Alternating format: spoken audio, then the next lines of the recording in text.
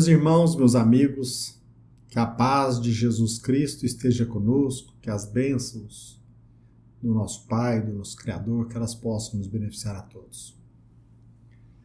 Hoje nós pretendemos falar a respeito do perdão. Ontem mesmo nós estávamos numa casa espírita onde nós temos a grata satisfação de participar. Levamos a mensagem de Jesus Cristo concernente a esta virtude, o perdão. E depois de meditarmos assim detidamente, nós chegamos à conclusão de que nós fomos imprecisos.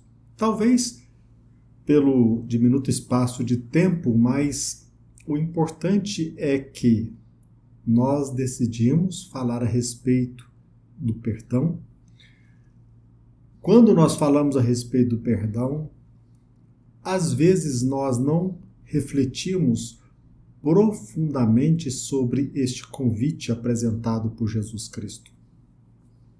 E nós comentávamos a respeito das chagas que nós enfrentamos. Quando nós vamos a um hospital, por exemplo, facilmente nós detectamos aquela chaga exterior. Raramente nós temos a cuidade de percebermos as chagas interiores. Mas quando nós estamos num hospital, facilmente nós detectamos aquela chaga, aquela ferida que se nos mostra, que se nos apresenta à vista. E nós estamos falando aqui das chagas físicas. Ainda não estamos falando a respeito das chagas morais. Todavia, quase sempre, nós alimentamos a ideia de que nós somos vítimas de agentes exteriores. Se nós estamos enfermos, se nos encontramos hospitalizados, é porque nós fomos vítimas de uma chaga exterior, de um agente exterior, melhor dizendo. Até mesmo as pessoas nos perguntam: se você defende a tese de que nós colhemos aquilo que nós plantamos, se nós sofremos pelo descuido do nosso terreno íntimo, o que falar das pessoas que se encontram num hospital, por exemplo, por conta de um acidente de trânsito? Mesmo nesse caso, nós pensamos que é um trabalho. Esta enfermidade, esta chaga, é um convite para que nós possamos refletir a respeito dos cuidados, se nós adotamos todos os cuidados no dia a dia para evitarmos qualquer acidente. É claro que nós não temos como controlar tudo e todos. Todavia, penso eu, nós fazemos muito pouco para controlar, para que possamos ser, por exemplo, prudentes, cuidadosos, peritos. É claro que existem muitos acidentes que, por mais que tomemos todos os cuidados, nós somos levados a um hospital para remediar aquela chaga decorrente de um acidente, por exemplo, de trânsito. Todavia, o que nós convidamos todas as pessoas é para refletir sobre o descuido, a nossa imprevidência, a nossa negligência, inclusive no tocante às enfermidades físicas. Muitas pessoas, inclusive psicólogos, defendem a tese de que se trata de uma proposta desumana. Naquele momento em que a pessoa está enferma, hospitalizada, é por demais, às vezes, desumano alertá-la sobre o acontecido, o fato de que a sua enfermidade é decorrente da sua imprevidência, do seu descuido. Mas nós não podemos menosprezar a realidade. E se de fato, por conta do nosso descuido, da nossa negligência, nós nos enfermamos, nós devemos virar o rosto, menosprezar a realidade? Ou convidar a todos para refletir sobre cada passo do dia a dia? O que nós podemos e devemos fazer? É claro que nós passamos por enfermidades, repito, por feridas, que por mais que alimentemos uma conduta ilibada, cuidadosa, ainda nós não teremos o poder de controlar, de evitá-la. Mas penso que a maioria das nossas enfermidades, inclusive o câncer, por exemplo, ele poderia ser evitado por uma vida mais cuidadosa, por um zelo, por uma prudência. Nós, como espírita cristãos, nós sabemos que existem provações cuja causa reside em anteriores existências, mas nós não podemos esquecer que, muito embora ela resida em outra existência, esta chaga, esta enfermidade, ela adveio por conta da nossa conduta. Existem também as enfermidades, provações, que nós estamos enfrentando para testemunhar a nossa fé e a nossa retidão, a nossa dignidade. Do ponto de vista, por exemplo, da advocacia, às vezes as pessoas acham estranho, mas no fórum o ambiente não é propício.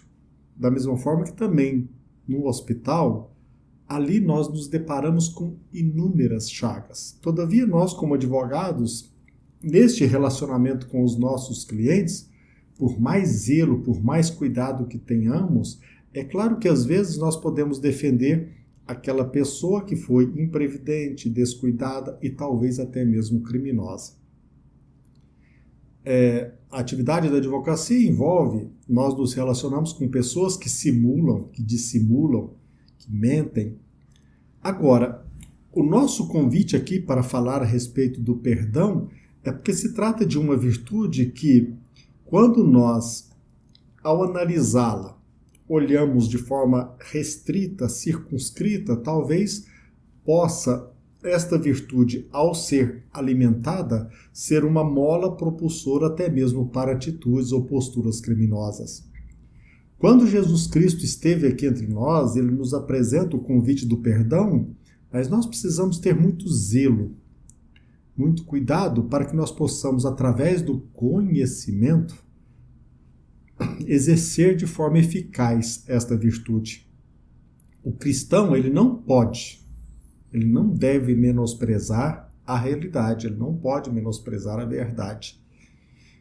Aqui, nós precisamos nos questionar, será que, muito embora a ideia de que somos vítimas de agentes externos, será que ao alimentarmos o vitimismo, este representa o melhor caminho para a nossa ascensão espiritual? Será que o receio de magoar, de ferir alguém, conscientizando-a a respeito dos seus atos pretéritos, da sua imprevidência, da nossa negligência, será que se trata mesmo de algo desumano? É bom que se diga que nós precisamos ter muita cautela ao conscientizar, mas de nossa parte, olhando para nós mesmos, nós não podemos alimentar a ideia de que nós somos, em todo e qualquer momento, vítimas de agentes externos, ou seja, vítimas. Porque senão nós estaremos o quê? Fomentando o vitimismo. E às vezes nós alimentamos um conceito, penso eu, equivocado a respeito de perdão, quando nós vinculamos essa palavra, perdão, a esquecimento. Será que perdão representa mesmo o ato de que esquecemos aquilo que aconteceu no passado?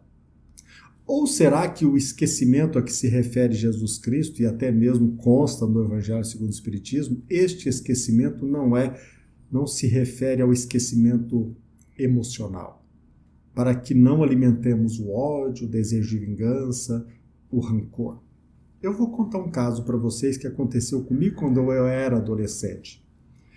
Eu jogava num clube de futebol aqui em Uberaba e eu tive um problema de relacionamento sério com uma outra pessoa que depois se tornou minha amiga. E ela, jogando por um outro time, nós nos tornamos, pelo menos durante determinado tempo, verdadeiros inimigos. E eu não posso esconder de vocês que durante muito tempo eu alimentei ódio, desejo de vingança, rancor. Agora, por uma circunstância favorável, num determinado momento, nós tivemos a oportunidade, eu e este esta outra pessoa de jogar no mesmo clube de futebol. E felizmente nos tornamos amigos. Brotou em nós uma afinidade enorme, o diálogo veio, até que no determinado dia nós comentávamos alegremente sobre aquilo que no passado nos magoou, pelo menos a mim, me feriu, e comentava detidamente todo o acontecido. É claro que eu não esqueci, mas estava comentando sobre aquilo do passado de forma alegre, desenvolta e até mesmo no meio de uma afinidade, de uma amizade. Perdão é esquecer, porque nós aprendemos, principalmente nós espíritas, que a memória, o julgamento é algo que é útil para até mesmo a nossa autopreservação. Nós precisamos lembrar daquilo que aconteceu para que nós possamos nos defender. Agora, quando a virtude do perdão nos convida ao esquecimento, é menosprezar a mágoa, o rancor e o desejo de vingança. Nós, é claro, repito, se você pegar o Evangelho segundo o Espiritismo, você vai se debater acerca desta palavra lembrança ou esquecimento, e a gente sabe que lá no Evangelho segundo o Espiritismo fala que o perdão é o esquecimento e o perdão, o esquecer, é digno de almas elevadas. Meus irmãos, nós como espíritas, nós como cristãos, como espírita cristãos, nós somos convidados a analisar, a usar a nossa capacidade, o nosso raciocínio, e a doutrina espírita nos convida a usar a nossa inteligência. O Evangelho segundo o Espiritismo nos apresenta inúmeros instrumentos de defesa e também de autoaprimoramento. Nós precisamos nos defender. Nós vivemos ainda num planeta de provas e de expiação, onde o mal predomina. Se nós não fomentamos, ou pelo menos se não alimentamos o propósito de aprimorar a nossa defesa, como que nós iremos viver de forma saudável aqui na Terra? Então, nós precisamos perceber que o Evangelho se nos apresenta como um norte, um guia seguro para que possamos não apenas usar de forma inteligente os recursos de defesa, usar de forma inteligente e cristã os recursos de defesa, como também, ao fazer isso, também obtenhamos a ascensão espiritual. Eu vou contar um caso para vocês que aconteceu logo no início da minha profissão. O pai me procurou dizendo que determinado filho que estava envolvido em drogas, ele estava o agredindo frequentemente dentro da sua própria casa. Além do filho não trabalhar, além do filho vender móveis de sua residência para adquirir drogas, o filho o agredia não somente através da agressão verbal, mas física e até mesmo através de ironia. Ele me contou na primeira vez que ele esteve em meu escritório de que o filho, sabendo que ele tinha o hábito de à noite levantar e beber água no bico de uma garrafa, o filho, ele chegou um determinado dia que ele substituiu a água e urinou, encheu aquela garrafa com urina. Para vocês perceberem a dificuldade de convivência que aquele pai enfrentava com seu próprio filho. Eu o aconselhei a ir ao Ministério Público, a procurar órgãos de defesa para que ele pudesse obter, através de instrumentos legais, a resolução daquele problema que ele estava enfrentando. E ele, por várias vezes, procurou o Ministério Público e outras instituições que, em tese, existem para a defesa do indivíduo, mas ele não obteve qualquer respaldo, qualquer ajuda. E num determinado momento, depois de vários, até mesmo anos, ele me procurou mais uma vez e disse: eu estou cansado. Eu vou matar meu filho. E muito embora eu tenha conversado com ele, dialogado, relembrando a importância da nossa existência, de que ele iria se arrepender, ele disse simplesmente que ele ia colocar em prática o plano almejado. E de fato, depois nós ficamos sabendo que ele esperou o seu filho dormir e colocou fogo na casa e de fato o seu filho morreu. Ele conseguiu, após fugir, depois de alguns anos, retornar à sua própria residência, e o Estado não só não o ajudou quando foi... O Estado não só não o ajudou quando ele foi à busca de ajuda, como também o Estado nem se preocupou muito com ele. Ele nem respondeu qualquer tipo de processo criminal e ele voltou para o seu lar e continuou a sua vida como se nada tivesse acontecido. Agora, esta é a forma de resolução dos nossos conflitos aqui na Terra, segundo a ótica espírita cristã? Esta é a forma de resolução dos nossos problemas segundo a visão do cristianismo? Não, não é. É claro que nós iremos responder por todo e qualquer ato que nós cometamos. É claro que existem até mesmo no nosso Código Penal circunstâncias atenuantes, circunstâncias agravantes, mas a verdade é que este caminho não é o caminho da resolução dos nossos conflitos. O cristianismo se nos apresenta o perdão. Ora, quando nós interpretamos de forma equivocada perdão, talvez nós estejamos fomentando a agressão, fomentando o crime. Vocês certamente sabem que muitas e muitas mulheres são vítimas de agressão dentro do seu próprio lar. Esses dias mesmo aqui em casa, ao ouvir um debate a respeito da Lei Maria da Penha, uma determinada pessoa disse que as mulheres são muito mais eficientes ao exterminar o seu marido do que o marido na relação de assédio, de abuso, de violência doméstica. As pessoas podem achar estranho, mas a verdade é que nem sempre o marido violento ele alimenta o propósito de exterminar a sua esposa. Muito embora ele a violente, ele use de violência, muito embora ele seja agressivo, muito embora às vezes ele seja por demais violento, ele não alimenta a ideia de exterminá-la. Porque, consciente ou inconsciente, ele se pergunta: quem irá cuidar dos nossos filhos? Quem cuidará da tarefa do lar? Ao passo que a mulher, vítima de tanta violência, de tanta agressividade, quando ela já esgotou todos os recursos pragmáticos aqui na Terra, quando ela alimenta o propósito de exterminar o marido, ela procura ser eficiente no propósito ou no plano abraçado.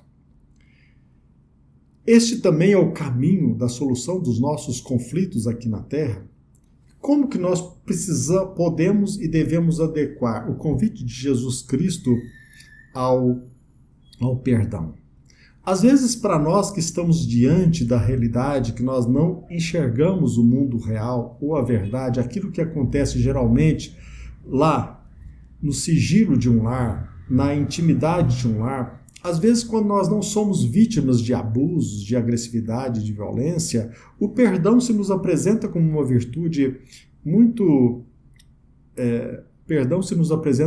uma virtude muito acalentada.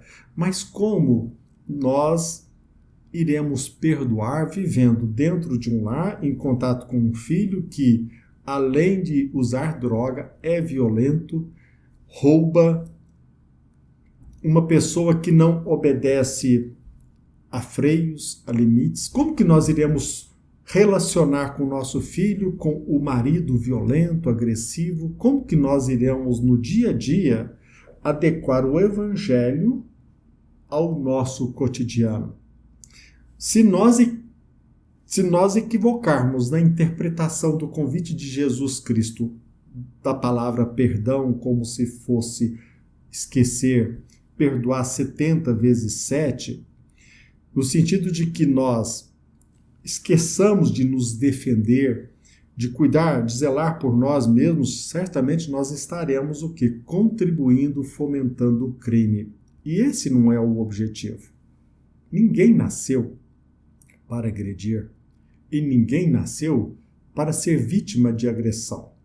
O Evangelho nos convida a preservar não somente a nossa saúde física, psíquica, mas também preservar a nossa própria dignidade. Nós não podemos esquecer que o casamento, de fato, é o quê? Uma instituição sagrada. A doutrina espírita, quando fala, principalmente no Evangelho segundo o Espiritismo, a respeito da indissolubilidade do casamento, deixa bem claro que nós não podemos, através de lei, manter unido aquilo que já se encontra separado. É claro que o casamento, como uma instituição sagrada, nós precisamos usar de todos os recursos ao nosso dispor, dentre eles o perdão, mas não só, para que nós possamos cumprir a nossa missão aqui na Terra, seja como marido, como esposa, como filho, no relacionamento dentro do lar ou fora dele. O Espiritismo, portanto, não abraça a tese da indissolubilidade do casamento, porque às vezes, ao abraçarmos cegamente esta tese e também ao abraçarmos a tese de que o perdão é esquecimento, talvez nós estejamos fomentando, como eu já disse, o crime. E a situação que antes começa com um simples abuso, ela pode e geralmente ela se agrava.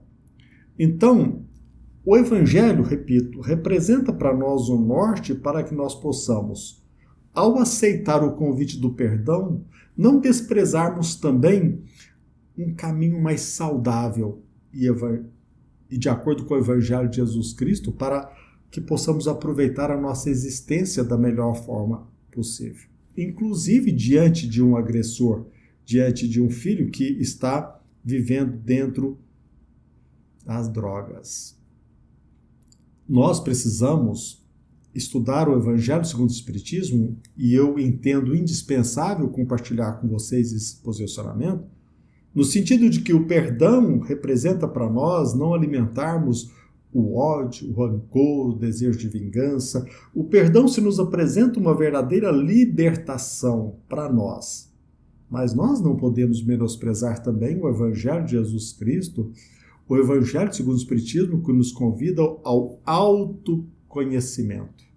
Estudarmos um pouco de psicologia, de psicanálise, o autoconhecimento, adentrarmos bem fundo e, através da meditação, do estudo, do aprofundamento, aproveitarmos a nossa existência para que nós possamos fazer dela um palco para a nossa ascensão espiritual.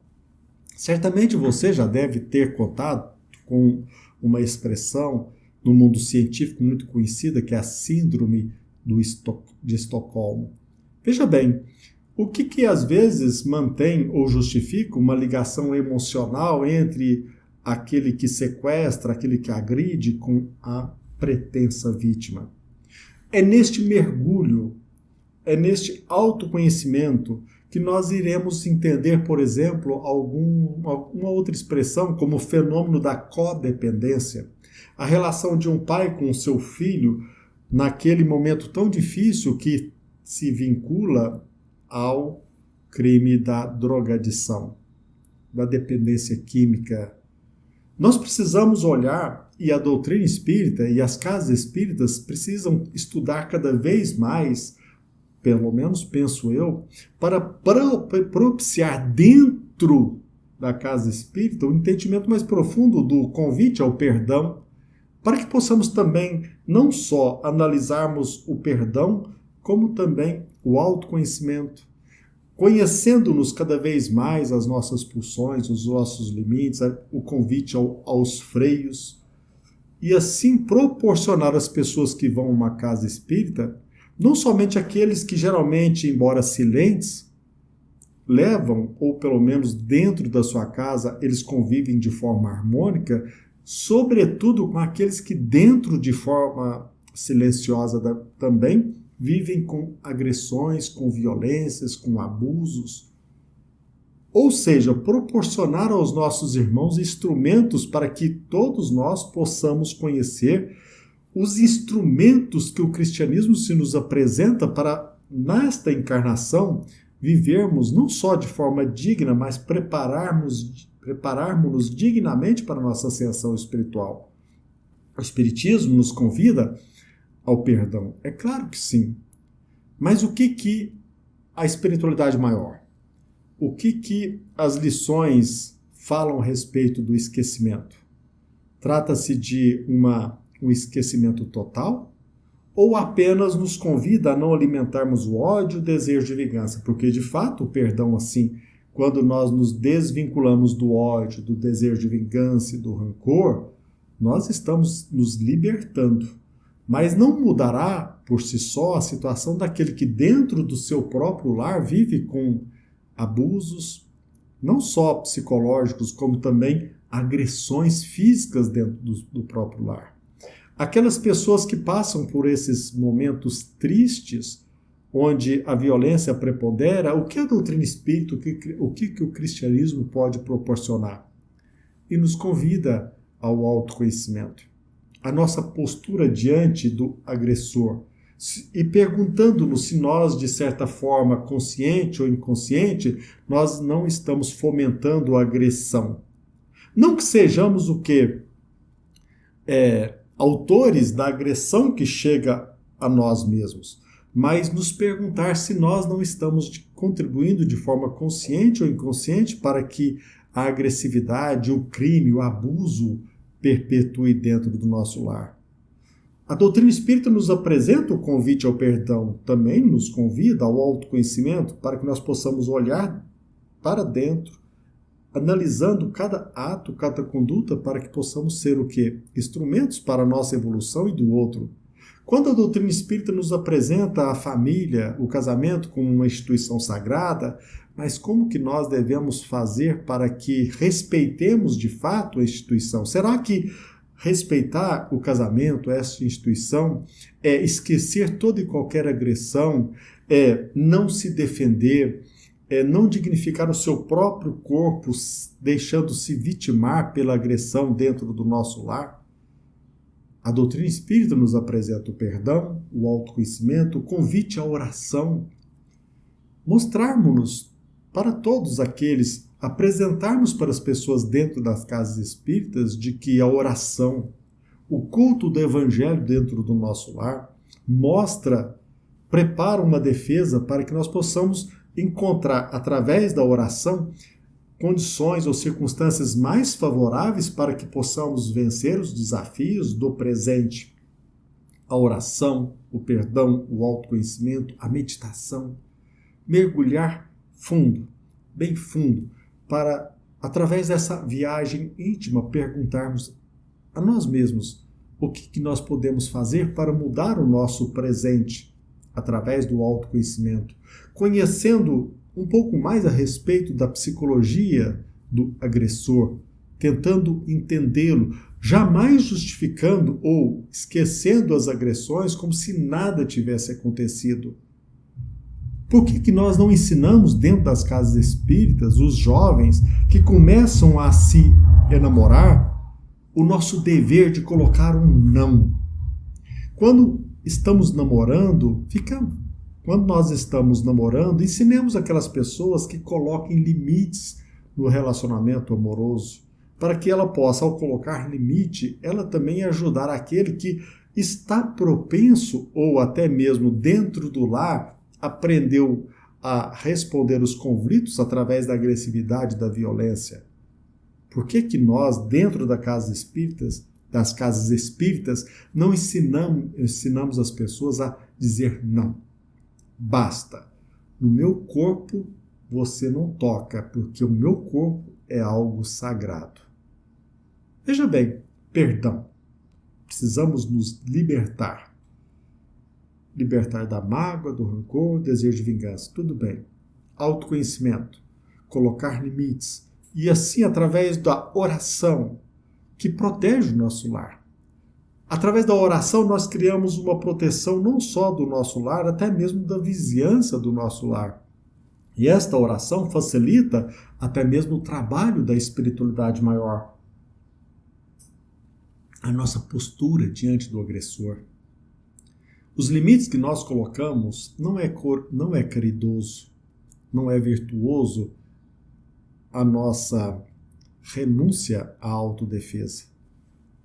Procuremos o Evangelho segundo o Espiritismo e nós iremos perceber que aquela passagem de Jesus Cristo quando nos aconselha a oferecer a outra face quando uma delas já foi agredida, não é um convite à renúncia da autodefesa. É simplesmente não adotarmos o mesmo instrumento que o outro está usando. É não usarmos do crime só porque estamos sendo vítimas do crime. É usarmos os nossos recursos, todos os nossos recursos, com inteligência, dentro dos limites da dignidade cristã. E não fazer aquilo que geralmente nós somos aconselhados a fazer. Ora, se o Estado não preocupa com você, se o Estado não lhe proporciona segurança, se o Estado não cumpre com seu papel, então você vai lá e mate o seu filho. Se o Estado não lhe confere proteção, segurança dentro do seu próprio lar, basta analisar os dados a respeito da Lei Maria da Penha. Procure, pesquise, perceba se o Estado mesmo confere segurança à mulher por um distanciamento jurídico. Não oferece. Então nós vamos percebendo que nós, como cristãos, precisamos conscientizar as pessoas que sim, o perdão é uma virtude que nos ajuda, mas nós precisamos concatenar, vincular o perdão, o autoconhecimento, a oração, o autoconhecimento, repito mais uma vez, a meditação. Isso nos proporcionará não somente a nossa ascensão espiritual, como também de forma direta ou indireta irá ajudar dentro do nosso lar no convívio com os nossos semelhantes. Agora, jamais o Evangelho pode ser um álibi para que justifique o aumento cada vez maior da violência dentro do próprio lar. Nós podemos e devemos sim esquecer do ponto de vista emotivo, não alimentarmos mágoa e rancor em relação ao agressor, mas nós não podemos, a título de reconciliação, manter uma convivência doentia que nos possa não somente prejudicar transitoriamente, como também possa nos levar à morte de forma descuidada. Para finalizar, meus irmãos, então, o que eu quero compartilhar com vocês é esta reflexão. Nós precisamos entender o significado da palavra perdão. E precisamos, de forma inteligente, interpretar a palavra esquecimento. E, acima de tudo, não focarmos a nossa atenção simplesmente de forma circunscrita e delimitada sobre determinada parte do Evangelho, mas fazer um entrelaçamento do perdão, autoconhecimento, aprofundarmos-nos, viajar dentro de nós mesmos e, através do autoconhecimento, cada vez mais fortalecer os nossos recursos de defesa e de ascensão espiritual. A oração, a meditação, o autoconhecimento e o perdão. Que possamos pensar a respeito disso, que possamos refletir, sobretudo nós que somos espírita cristãos, nós que levamos a palavra, nós que estamos diante dos nossos irmãos sedentos de conhecimento. Não sejamos meios para o crime. Não avalizemos o caminho abraçado pela maioria, mas também não fomentemos o crime. Muitos resolvem de forma pragmática e até mesmo criminosa os seus conflitos aqui na Terra. Mas nós, espíritas, nós cristãos, nós temos uma visão dilatada. A nossa vida não se circunscreve ao nascimento, à concepção e ao óbito. Nós estamos entrelaçados do passado, próximo e remoto, como também ao futuro. Precisamos usar todos os nossos recursos e beber na fonte do Evangelho, para que de forma inteligente possamos resolver de forma cristã os litígios, os desafios que se nos apresentam no dia a dia. Pensemos nisso. Que a paz de Jesus Cristo esteja conosco e que as bênçãos do nosso Pai, do nosso Criador, que elas possam nos beneficiar a todos. Fiquem com Deus.